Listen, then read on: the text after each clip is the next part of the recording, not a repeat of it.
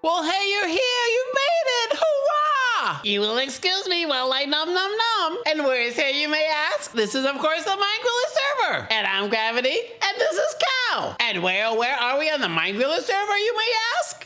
Also a good question. We are, well, here, adjacent to the location where we left off in our previous spine-tingling episode. Which was mostly, there. And the most observant viewers of this channel will have already noticed, and this means both of you, we are about to head out to locations unknown. Now, Cal pointed out to me the significance of the familiar semaphore tower, and that being, if there is one, then there's likely to be another. And equally important, as mentioned in passing, or perhaps it was a hiccup, who's to say? That semaphore towers, in fact, have a front-facing direction, which is why we are now heading in this direction. We, meaning Cow and I, share the suspicion that if we float far enough, we will eventually locate the location of another tower.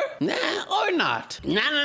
I will have you know that I am holding on to a secret, which involves Cow, and that by proxy, Cow and I, mind you, never have spoken of previously. And that is, are you ready? Well, now maybe it's not such a big deal, but Cal loves baseball. That is to say, Major League Baseball, and that is also to say, American Major League Baseball. He has been quite blabbermouthy recently when he is not chewing his cud. Yucky stinky pookie. In reference to something called the All-Star Game. Can't go by me. In further reference to said game, Cal pointed with his suspiciously clean hoof at an interview he saw on the webs, in which someone named Hall of Famer Joe Torre waxed poetically as one is wont to do about the future of robot referees in baseball, which in fact made their MLB debut in said aforementioned All-Star Game. He, again meaning Torre, now an octogenarian, recalled how his Yankee teams benefited at least twice from blown calls in the postseason, including one involving the strike zone, wherein said All-Star Game, robots will now be spying on pitchers, catchers, and batters. Now he, meaning Torre, had not said robots, mentioned something about a called ball, which was really a strike. Speaking of umpires and calls, what the jumpin' Bahosaphat is that? Hey. It's only one of those newfangled chickens, a warm biome chicken perhaps? Now, Cow and I definitely are not against brown eggs, but, now how should one feel about orange and brown feathers? Could the word gaudy come to mind?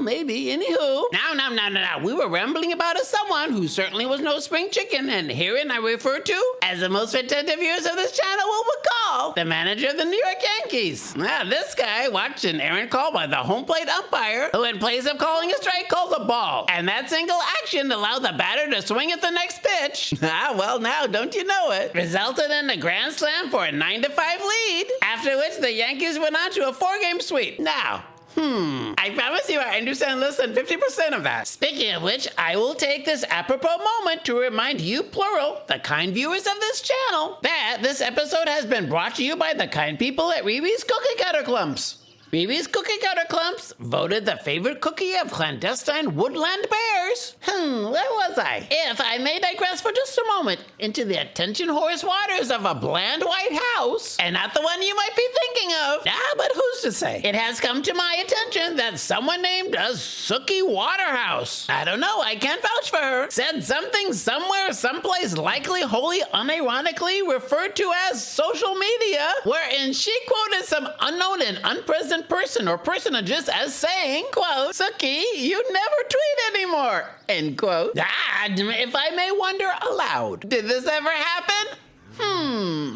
To which she herself answered, maybe also to herself, quote, have you ever considered I wore pants so tight 6 months ago it caused a hernia, and I've been too scared to tell you, end quote. And no closing punctuation, mind you. These words, strung together such that they have been, were placed under a neoclassical diptych, which combined the combination of a photo of she herself on one side, performing Perhaps in said pants. And she again herself in what we are to presume is a hospital bed with the drip inserted into her right arm, which was held aloft, partly out of frame, mind you, under which she lay slouched in a hospital gown and a snarl of a cord coming from behind her right ear, and the very tip of a dark, ominous object visibly centered on her chest. That is to say, what we are to presume is her hospital gown. Now, observant internet viewers, perhaps one of them who is also one of the loyalist viewers of this channel. Well, do the Venn diagrams overlap? Who's to say? Noted what said object was in the resounding, reverberating, and deadening thud of a comment, which, I kid you not, said 6-word comment contained merely the words, quote, vape in the hospital is diabolical.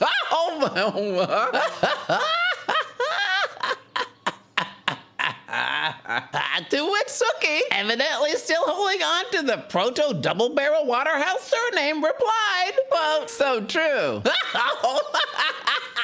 Now, may I simply float a conjecture to we, and by that I mean us, to consider. Are you ready? When has life ever been fair? Well, now perhaps a rhetorical hypothesis to be considered wholly at another moment in time. But I will say my money is on a return to tight trousers within the fortnight.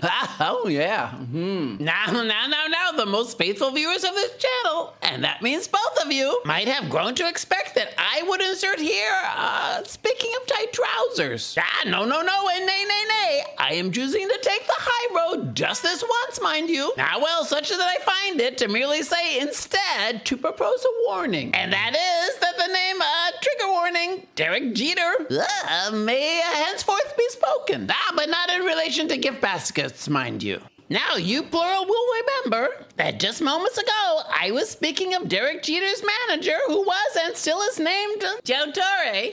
And speaking of he, meaning Jeter and not Torre, is the very same he who hit a home run in the AL Championship Series opener in the year of our Lord, 1996, when a Pugsley 12-year-old fan, Jeffrey Meyer, reached over the right field wall and deflected a flying ball into the stands with his gloves before it would have crossed the wall on its own, mind you. Had this exact airborne ball not been diverted by little Jeffrey, preventing the very same baseball's descent into the glove of Baltimore right fielder Tony Tarasco, who was standing there under, mind you. The phone, you will excuse me, I'm gonna have to take this call. It might be very, very, very important.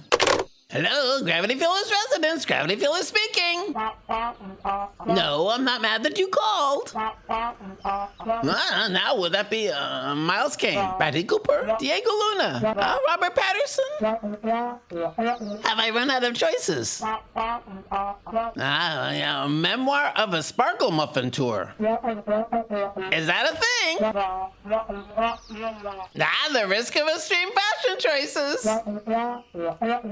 If you must. Okay, I gotta go now. Bye, goodbye. Well, now, with the rich and inexplicably famous, always a little patience. Speaking of what, and flying diverted balls, and Suki Waterhouse's vape machine peeking into a frame whilst upon a hospital gurney, mind you. Hey, Cow, we've made it. I don't know where we are, but we're here. And just in time for a dismount in this ominous tower, which is definitely not manned by former baseball players who, by the by, less than 10% of whom have careers lasting more than 10 years in the majors. Early retirement, anyone? Now, Cow, I will say, if I may, you looked quite at home, suspended there where you were.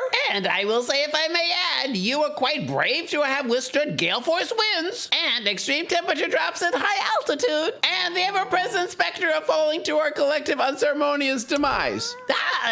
Did you enjoy your trip? I did. And Cal, if I may add, it turned out that you were right to expect that here in the direction which we just floated upon, that floating marshmallow, mind you. And of course, to no one's surprise, and maybe that includes yours, Cal, I expect to find here under a happy gas elevator of sorts. And who doesn't enjoy a ride upon a happy gas elevator down to unimaginable depths of danger and potential doom? Sorry, Cal. May I offer my sincerest apologies? If it is possible, mind you. I did not intend to spook you. Now I notice that your luxurious rawhide coat appears to be standing on end, Fright Week style. Now, Cow, I assure you that with whatever that may be worth, that no harm will intentionally come upon your personage. And may I suggest, as always, surprised that you do not focus upon the conditional adverb in that sentence. Speaking of long sentences, now, where were we before we entered the spooky tower? Through the roof, mind you. Well, now there was something about a right field umpire, Richie Garcia. Derek Jeter being awarded an undeserved home run. A controversial moment, which remains one of the most infamous missed calls in baseball postseason history. And unmentioned gift baskets. No. And why, oh, why do I mention it now, you may ask? Good question. As it turns out, Cal pointed out to me that there exists in said story on the webs, at which he was actually looking. There appeared the name of the 12-year-old Richie fan, namely one Jeffrey Meyer. And in fact, upon further scrutiny, it was also pointed out, also by Cal, mind you, that there exists a Wikipedia page shockingly entitled, with accompanying bold H1 title font, Jeffrey Meyer Incident, as well as name appearing in the actual URL for said Wikipedia entry. Yeah, well, now I will point, if I may, to the ironically infamous phrase, in the future, everyone will be world famous for 15 minutes, which is widely attributed to Andy Warhol. But the circumstances of his origin are complicated and possibly apocryphal. Said infamous phrase is/was, as it might be said, and not only because I'm about to say it, a warning, a tip-off, a precaution, and perhaps even a threat issued to us, perhaps from under the insanely unconvincing wig of someone who was in fact more than merely acquainted with fame. That guy. Be careful what you become known for. A statement which was duly echoed by a questionable video, unironically pointed out to me by Cow, which was recommended to him by YouTube's all-powerful and all-knowing algorithm entitled, are you ready? Top 30 celebs who destroyed their careers with one post.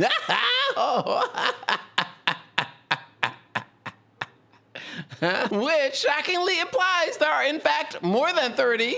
But never mind the others. Just have a look-see at these doozies. And in viewing said video, I have something else to admit. A secret perhaps. Of the 30 celebrities, I will have to admit here and now. Cow and I know number one. Once upon a time. Anywho. Cow, this is not good. For a second, I saw a glimpse of the nether.